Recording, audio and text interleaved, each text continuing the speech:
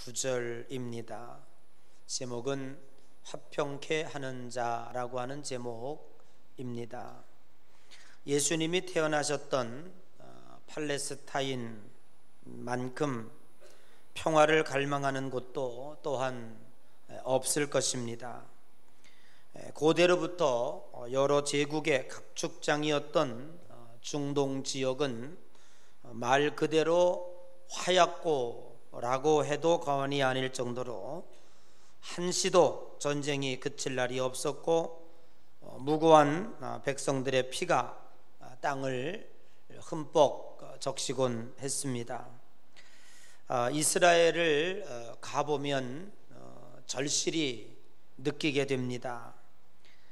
그 손바닥만한 나라에 길 하나 두고 유대 민족과 팔레스틴 민족이 총뿌리를 마주대고 있습니다. 국경도 없습니다. 철책선도 없습니다. 아무 때든지 전쟁이 일어날 수밖에 없는 그런 상황 가운데 그들이 살고 있습니다. 매일매일 전쟁터에서 살아간다고 해도 과언이 아닐 것입니다. 어느 나라에든지 가보면 그 나라의 인사말을 듣게 되면 그 역사적인 배경과 또 얼마나 많은 고통을 가졌는가 하는 것을 알게 됩니다. 우리나라는 어떻습니까? 보릿고개를 넘어야 하는 배고픔과 굶주림의 민족이었습니다. 그래서 늘 우리가 사람을 만나면 인사말이 밥 먹었느냐 그렇게 인사를 합니다.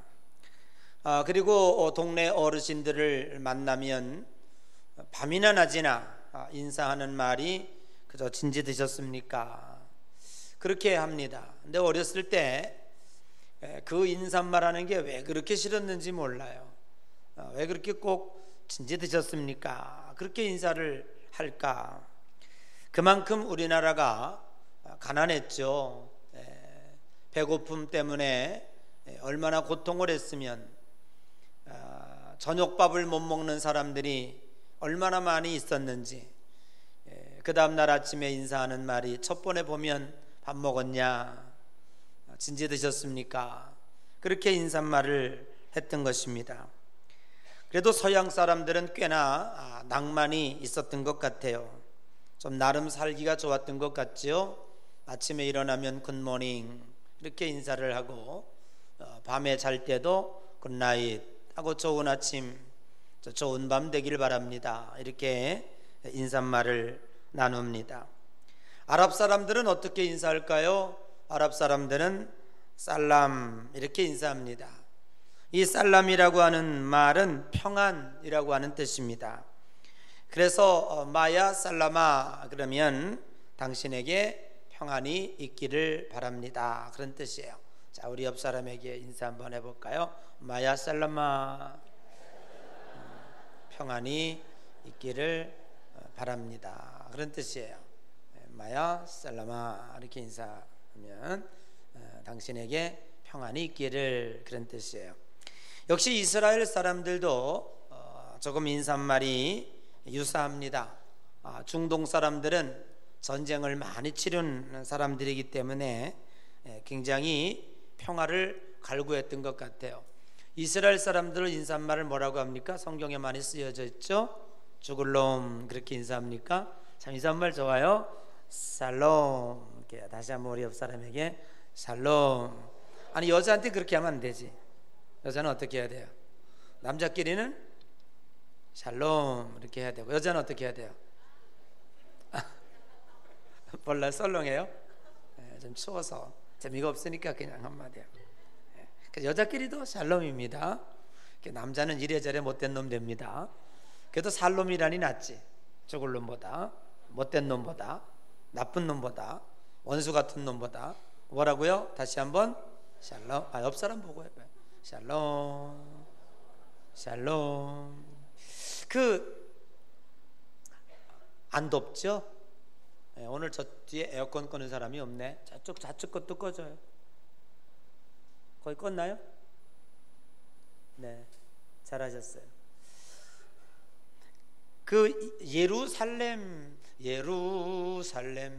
예루살렘 우리가 자주 부르죠. 근데 그 예루살렘이라는 말도 사실은 거기에 인사말이 담겨져 있습니다. 평화의 도성이라는 뜻이에요. 평화의 도시라고 하는 뜻이에요. 사실 그 나라가 평화롭기 때문에 평화의 도성이 아닙니다. 지금도 작은 손바닥만한 도시 안에, 그 성 안에 우리 3대 종교가 으르렁대고 거기서 싸우고 있습니다. 그러니 얼마나 안타깝습니까? 이러한 매일 10일인내가 나고 싸움을 많이 하는 도시이기 때문에 굉장히 그 평화가 그리웠던 것 같아요. 그래서 도시 이름을 지을 때 예루살렘이라, 여기가 좀 평화가 있기를 바란다, 그런 뜻에서 아마 예루살렘이라고 인사말을 지었는지 모릅니다.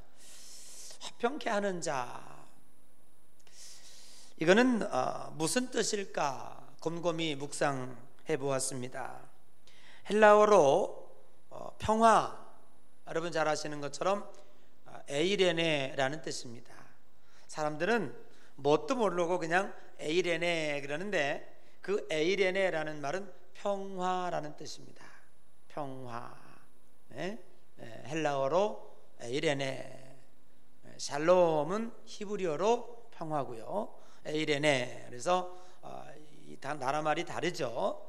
그래서 평화라는 뜻입니다. 근데 여기 화평케 하는 자라는 이 화평케라는 말은 두 가지 단어가 합성된 거죠.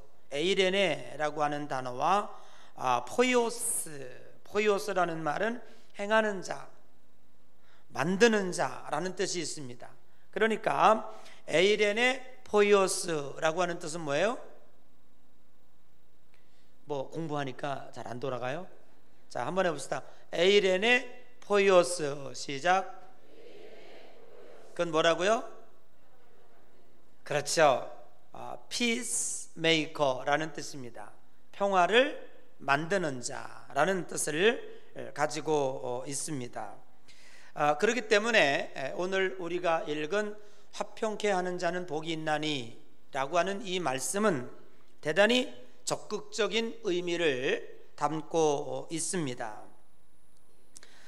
자신만이 가만히 있다고 해서 다른 사람을 때리거나 또 공격하거나 남의 물건을 뺏거나 전혀 그러질 않았어요. 아무것도 안 하고 나는 가만히 있었어요. 이 사람을 가리켜서 우리는 화평케 하는 자라고 말하진 않아요. 천국에 가면 이 세상에 그 나라에도 없는, 율법전서에도 없고 어느 나라에도 없는 죄목이 하나 있어요. 맞추시는 분 제가 국수 한 그릇 더 드릴게요. 무슨 죄입니까? 선당에 가면 어느 나라에도 없어요. 이 지구 땅덩어리에는 없어요, 그런 죄가. 그런데 죄가 있대요. 그게 뭐예요? 몰라요? 그냥 한 그릇만 드세요. 혹시 오전에 일부 예배 참석했어요? 맞습니다. 천당에 가면 죄목이 하나가 있는데 이 세상에서는 없는 죄가 있어요. 그게 뭐냐면 아무것도 안 한 죄가 있습니다. 아무것도 안, 나는 아무것도 안 했는데요. 난 누구를 때린 적도 없고 남의 물건 훔친 적도 없고 살인한 적도 없고 난 그냥 산속에서 나 혼자만 가만히 살다가 왔는데요. 그러니까 죄인이야 네가. 아무것도 안 한 죄. 내가 너를 이 세상에 보낸 것은 아무것도 안 하고 너 혼자 가만히 있다가 오라고 너를 이 세상에 보낸 게 아니야. 가서 적극적으로 가족관계가 불편하면, 그 불편해졌다면 적극적으로 화목하게 만들어야 되고, 이웃관계가 소원해졌다면 아이 그냥 안 보면 되지 뭐 나 하나 이사 가면 되지 그까짓 거 뭐 그러지 말고, 피해서 도망가지 말고 적극적으로 문제를 해결해서 화목한 이웃을 만들어내라, 그런 뜻이에요. 여러분을, 저와 여러분들에게는 그와 같은 책임과 사명이 있는 줄로 믿습니다. 그러니까 우리 기독교인들은 모든 일들을 우리 하나님 앞에 회개할 때 내 탓이요, 다시 한번 시작, 내 탓이요. 가정도 내 탓이고, 이렇게 사회가 된 것도 내 탓이고, 교회도 내 탓이고, 다 내 탓이라고 생각해야 돼요. 네, 다 전부 자기 탓입니다. 그래서 하나님은 우리들에게 이와 같은 적극적인 사명을 맡겨주셨다고 하는 사실입니다. 11세기에 시작된 십자군 전쟁이라고 하는 거 여러분 잘 아시리라고 생각을 합니다. 유럽 기독교가 성전이라고 하는 것을 명분으로 해서 가는 곳마다 피를 흘리고 그리고 땅을 탈취하고, 그래서 거기다가 십자가를 꽂고 그래서 자기의 땅으로 점령지로 삼아갔다고 하는 거죠. 그래서 거기를 성지로 만들겠다, 이런 명분으로 십자가 방패를 앞세우고 한쪽에는 칼을 들고 무고한 이들의 목숨을 수없이 뺏어갔습니다. 여러분 잘 아시는 것처럼 터키라고 하는 땅은 바울이 최초의 선교한 최초 7교회가 세워진 거룩한 성지의 땅입니다. 거기는 정말로 우리 기독교의 성지입니다. 그런데 오늘날 터키에 가면 너무나 마음이 아파요. 그 교회터가 다 무너지고 앙상한 기둥 몇 개만 남아 있습니다. 그리고 지금은 이슬람이 그 종교가 국교가 돼서 그렇게 아름답게 세워졌던 교회의 첨탑들이 전부 이슬람 그 모스크로 변해서 그렇게 되어 있는 것을 볼 때 너무너무 가슴이 아픕니다. 여러분 11세기에 그 기독교가 칼을 들고 십자가를 들고 와서 점령을 하고 무고한 사람들을 죽이고, 그러니까 이 터키 사람들은요 정말로 십자가 전쟁을 치르며 기독교를 진절머리가 난 거예요. 그래서 오스쿠 투르크만 제국이 와서 들어올 때 무분별하게 기독교만 아니면 된다, 아무나 웰컴 받아가지고 세운 나라가 바로 그 나라예요. 유럽 나라에 터키가 들어가지만 유럽이라고도 할 수도 없고 아시아라고도 할 수 없고, 지금도 유럽 중에서도요 참 정말 유독이 이렇게 왕따당하는 그러한 나라로 지금 변해가고 있습니다. 그게 터키라고 하는 나라예요. 그럼 그 원인의 역사를 뒤로 올라가 보면은 우리가요 평화를 이루어낸 것이 아니라 십자가를 앞세워 놓고 기독교라고 하는 것을 앞세워서 전쟁을 치르고 피를 흘리고 이렇게 함으로 인해서 많은 사람들에게 어려움을 주었다고 하는 사실이죠.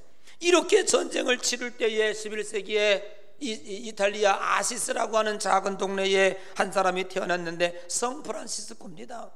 성프란시스코는 이 전쟁을, 이 십자군 전쟁을 어떻게 막을 수가 없어요.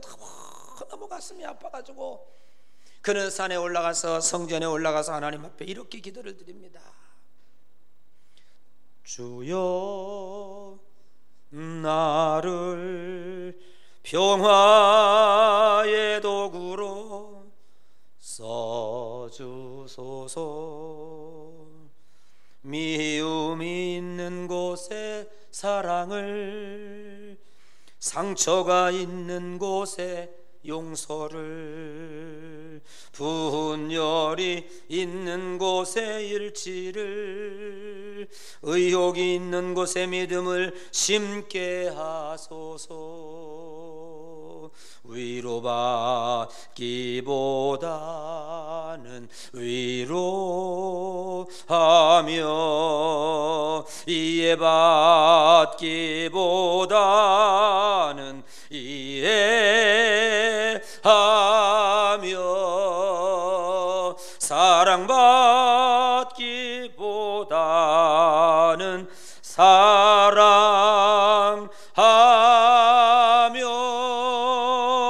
자기를 온전히 줌으로써 영생을 얻기 때문이니. 주여, 다 같이 주여 나를 평화의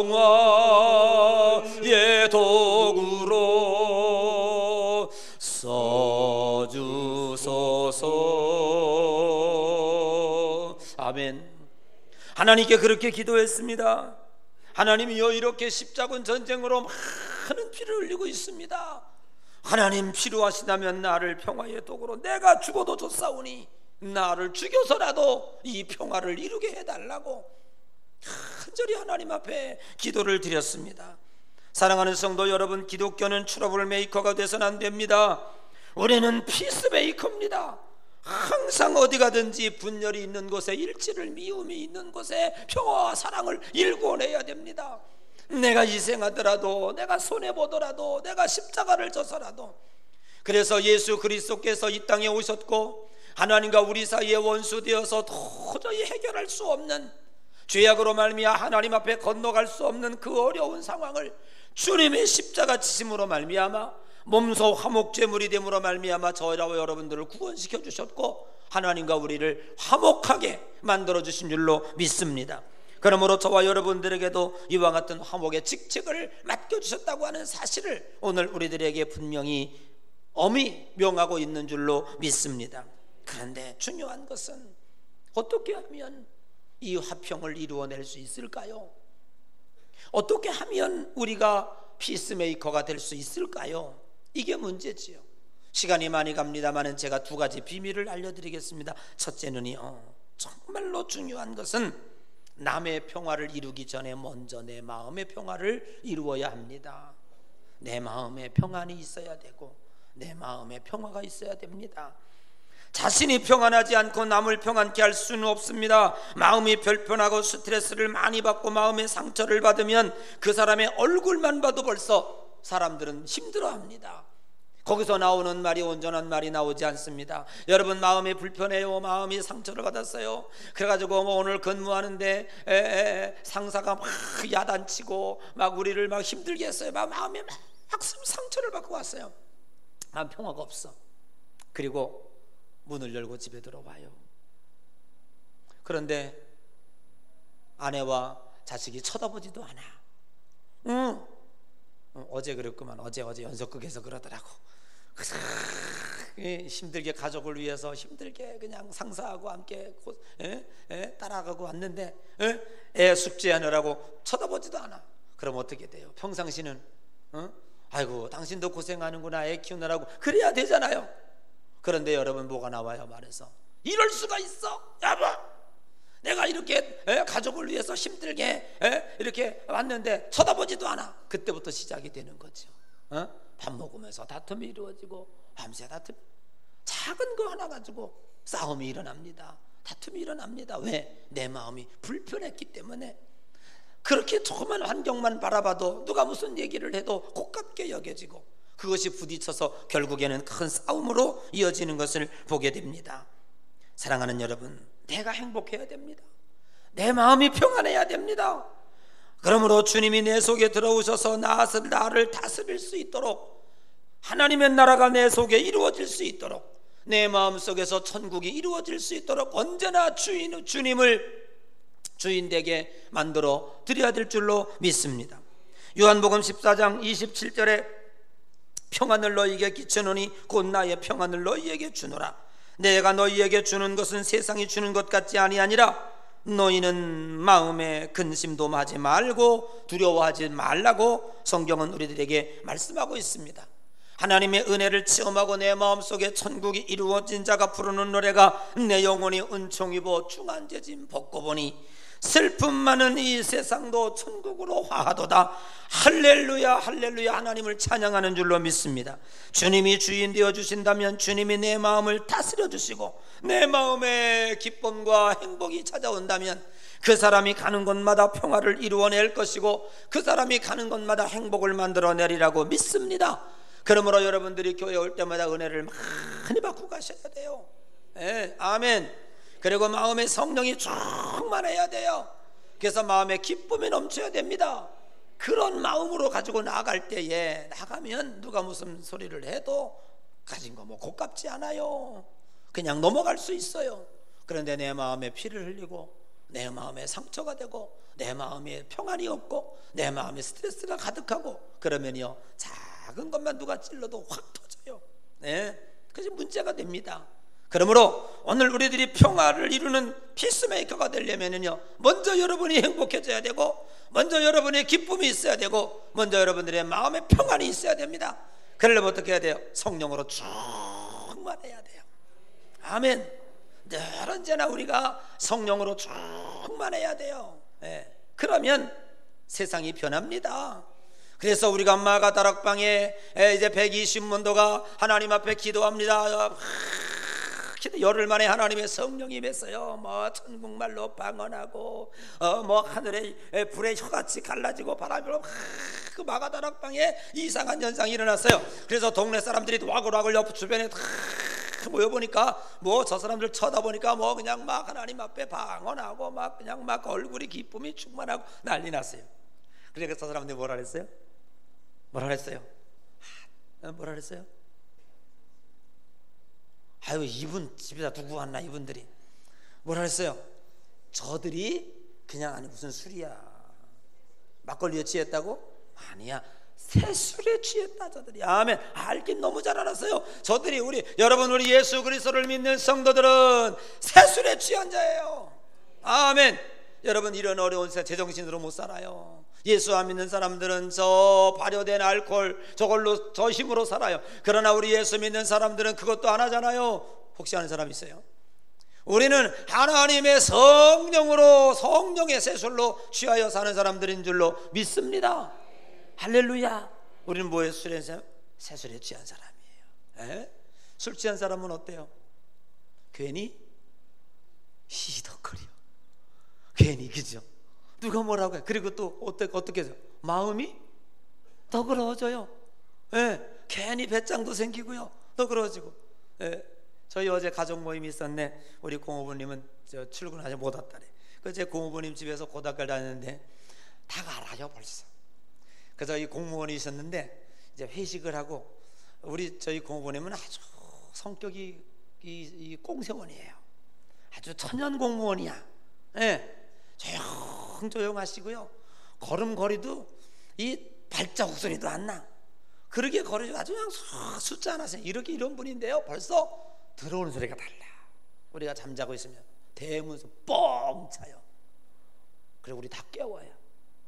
그리고 뭐 주는 용돈 줘요. 그래서 우리는 늘 기도했어요. 우리 고모부들 술 취해서 들어오라고. 왜? 기분 좋은 날이야. 그렇게 잔소리도 많고 그렇게 꽁세원했던 고모부가 그래 그냥 회식하고 들어온 날이에요. 그냥 기분 좋은 거야. 그냥 막 뭐 밥 뭐 대문도 빵 차고 들어오고 말이에요. 일어나 다 불러가지고 그냥 기분 좋게 만나는 거예요. 그래서 주여 아버지, 우리 고모분들 술 취하게 하여 주옵소서. 그럼 용돈이 생기나이다. 뭐 이렇게 하는 거지, 그죠? 여러분 우리는요, 술은 술인데 새술에 취한 자입니다. 우리가 여러분 성령에 충만할 때 이런 마음이 생기는 거예요. 이런 마음이 너그러워지고요, 남에게 주려고 그러고요, 뭔가 베풀려고 그러고요, 기분 좋아지고요. 아멘. 내 스스로가 이런 마음이 있어야 오늘 우리는 나가서 평화의 주체가 될 수 있을 줄로 믿습니다. 두 번째는요, 평화는 어떻게 이루어지는가? 다른 거 없어요. 평화는 내가 손해봐야 됩니다. 내가 싸움이 왜 생깁니까? 손해 안 보려고 하니까 싸우면 조금도 마음도 양보도 없고 물질도 양보도 없고 아무것도 양보 안 해요. 그래 거기 나오는 건 싸움밖에 없는 거예요. 여러분 부부 싸움할 때도 마찬가지예요. 각을 세우고 전부 아내는 남편 잘못이라고 그러고 남편은 아내 잘못이에요. 그거 밤새 싸워봐야 답이 없어요. 다 자기가 잘났다는 거죠. 여러분 창세기 2장 24절에 놀라운 비밀이 있습니다. 이런 말씀이 있죠. 뭐 안 찾아봐도 되십니다. 이러므로 남자가 부모를 떠나 그의 아내와 합하여 둘이 한 몸을 이룰지니라. 여러분 결혼의 비밀은 뭡니까? 둘이 하나 더하기 하나. 둘이 이 결혼식입니다. 어떻게 이루어요? 하나의 한 몸을 이룰지니라. 이게 신비한 비밀이에요. 그런데 여러분 결혼 생활 어떻게 합니까? 하나 더하기 하나는 끝까지 둘이야. 너는 너고 나는 나. 하나도 이게 양보가 없고 하나도 타협이 없어요. 예. 그런데 여러분 보세요. 어떻게 1 더하기 1이 2가 1이 됩니까? 어떻게 될 수 있을까요? 산수의 계산법으로는 맞지 않아요. 1 더하기 1은 2입니다. 그런데 성경은 1 더하기 1이 1이래요. 이거 어떻게 가능합니까? 간단해요. 결혼식이란 뭐냐? 여러분, 결혼식은요, 내가 저 남자, 능력 있는 남자를 얻어가지고 뭐 이렇게 예쁜 아내를 얻어서 내가 행복해, 그거 아니에요. 여러분, 결혼을 하는 것은, 결혼하기로 작정한 건 뭐냐면 나의 반쪽을 자르는 시간이에요. 그게 결혼식이라고 하는 것은 뭐냐면 오늘 나의 반쪽을 잘라내는 거예요. 그리고 저 배우자의 반쪽을 여기다 갖다 맞추는 거예요. 그래서 이제는 나는 없어. 그래서 우리는 1 더하기 1은 2인데 2분의 1 더하기 2분의 1은 1인 거예요. 아멘. 여러분, 우리가 결혼한 사람은 어떤 마음으로 살아가야 되느냐? 2분의 1로 살아가는 거예요. 그런데 우리는 계속 나 1로 살아가려고 그래. 내가 1인데 너 1 나한테 보태. 자꾸. 이 사람도 마찬가지야. 내가 1이야, 너 나한테 1 보태. 그래서 내가 2의 행복을 가질 거야. 이렇게 얘기합니다. 제가 늘 결혼식 할 때마다 이야기 교훈으로 얘기하죠. 여러분, 우리가 어떻게 협상의 달인이 되라. 폴 틸리는 이렇게 얘기했습니다. 타협의 비밀이 뭐냐? 2분의 1을 내어주고 2분의 1을 얻는 게 타협이다 그랬어요.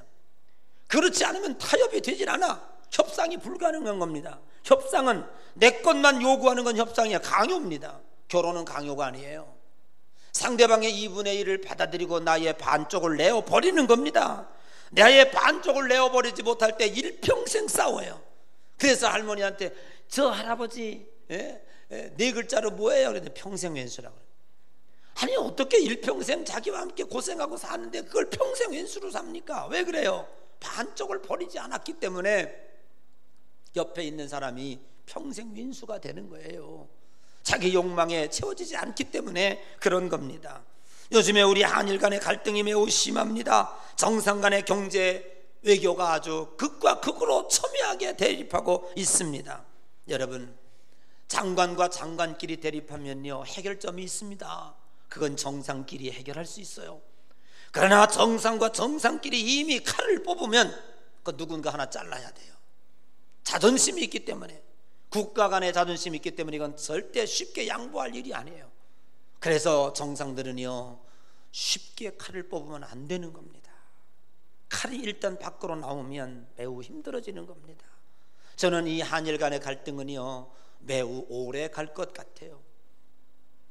그리고 미국도 이거를 오히려 중재하기는커녕 즐기는 것 같아요. 지금 우리 대한민국은요, 거의 32,000, 35,000달러를 향해서 가고 있습니다. 일본의 입장에서 볼 때도 대단히 위협적인 존재이고요. 지금 정권이 바뀌어서 그런지는 잘 모르겠습니다만 미국의 입장에서 볼 때도 대단히 믿지 못할 지금 우리 대한민국으로 알고 있는 것 같아요. 조금 더 키웠다가는 큰일 나겠다라고 생각하는지도 모르겠습니다. 그래서 적극적인 중재가 이루어지지 않는 것 같기도 하고요. 그러다가 보니까 지금 현재 우리들이 많이 힘들어하고 고통하고 있는데, 여러분, 제가 보기에는요, 이거는 서로 조금 더 양보가 없습니다. 한치도. 다 네가 잘못했대. 성명서 내는 거 보세요. 아베는 우리가 잘못해, 이쪽이 잘못했대요. 우리 이쪽에서는 네가 잘못했다 그러는 거죠. 여기에는 진정한 평화가 이루어질 수 없으리라고 생각을 합니다. 여러분, 우리는 평화라고 하는 것은 조금씩 양보할 때 그 평화가 이루어집니다. 그런데 저는 성경을 보면서 이런 생각을 했습니다. 욕심 많은 인간이 어떻게 양보가 가능할까? 어떻게 욕심 많은 인간, 타락한 인간에게 손해보라는 것이, 너 손해봐, 손해 좀 봐, 가능할까? 불가능하다고 생각합니다. 여러분, 누군가를 위해서 손해볼 수 있습니까? 누군가를 위해서 목적 없이 양보할 수 있습니까? 저는 불가능하다고 생각합니다. 그런데 성경은 하라는 거예요. 어떻게 하라 그러는가? 왜 손해보라 그러는가? 왜 양보하라 그러는가? 누가복음 6장 38절에 그 답이 있습니다. 우리는 얼마든지 손해볼 수 있습니다. 우리는 얼마든지 양보할 수 있습니다. 왜냐하면 우리는 하나님을 믿는 사람들이고, 우리는 진리를 믿는 사람들이고, 우리는 성경을 믿는 사람들이기 때문에 그렇습니다. 자, 우리 6장 38절 한번 읽어보겠습니다. 누가복음 6장 38절.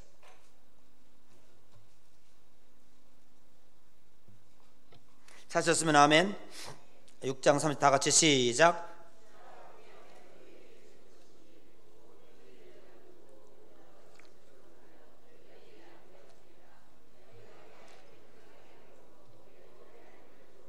아멘. 여러분, 타락한 인간이 누군가를 위해서 손해보고 누군가를 위해서 양보 불가능합니다. 그런데 우리는 하나님을 믿는 백성이기 때문에 주라, 그리하면 너희에게 줄 것이니 곧 후히 되어 누르고 흔들어 넘치도록 하여 너희에게 안겨주리라. 아멘. 우리가 손해보면 손해본 것 이상으로 후히 되어 누르고 흔들어 넘치고 너희에게 안겨주리라. 아멘. 이걸 믿는 우리들입니다. 그러니까 우리는 손해볼 수 있습니다. 그러니까 우리는 양보할 수 있습니다. 양보할 때에 평화가 주어집니다. 지는 자가 이깁니다. 여러분, 가정에서도요, 남자가 큰 소리치고 이긴 것 같지요? 천만에요. 그냥 아내가 아무 소리 없이 부엌에서 설거지한다고 해서 졌다고 생각하지 마세요. 마음으로 뭐라고 생각해서, 너 늙으면 봐라. 늙으면 봐라. 그때 우리가 다 받아요. 역시 요즘에 승자는 여자입니다. 그죠? 눈 떴다고 나가라 그러고, 어디 갔다 왔냐고 물으니까 나가라 그러고, 나중엔 숨 쉰다고 나가라 그래요. 우리가 갈 데가 어디 있습니까? 맨날 쫄랑쫄랑 따라다니면서 엄마 어디 갔니? 아내 어디 갔니? 밥 차려줘. 그냥 귀찮은 존재가 돼버릴 수밖에 없어요, 나이 먹으면. 그래서 나온 노래가 있을 때 잘해 남자들. 우리 남자들만 따라 하십시다. 있을 때 잘합시다. 늦으면 후회합니다. 속으로 걱정하지 마세요. 감독님, 나는 그냥 혼자 밥 잘해 먹어요. 이렇게 생각할지 모르겠습니다만은 사람 사는 게 그것은 아닙니다. 사랑하는 성도 여러분, 우리가 손해볼 수 있는 것은, 우리가 양보할 수 있는 것은 손해를 위한 손해가 아니라 하나님은 우리들에게 약속해 주셨습니다. 주라, 그러면 너희에게 줄 것이니 곧 후히 되어 누르고 흔들어 넘치도록 너희에게 안겨주리라.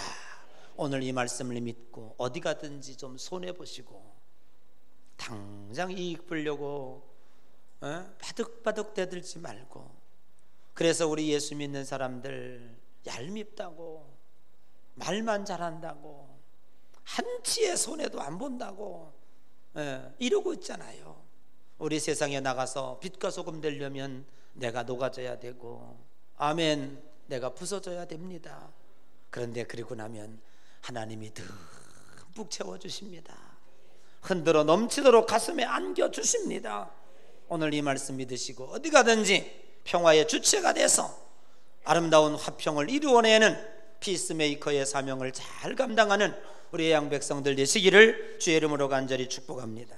우리 다 같이 일어나셔서 예수 안에서 우리 화목된 내 함께 찬양하고 성전을 내려가십시다.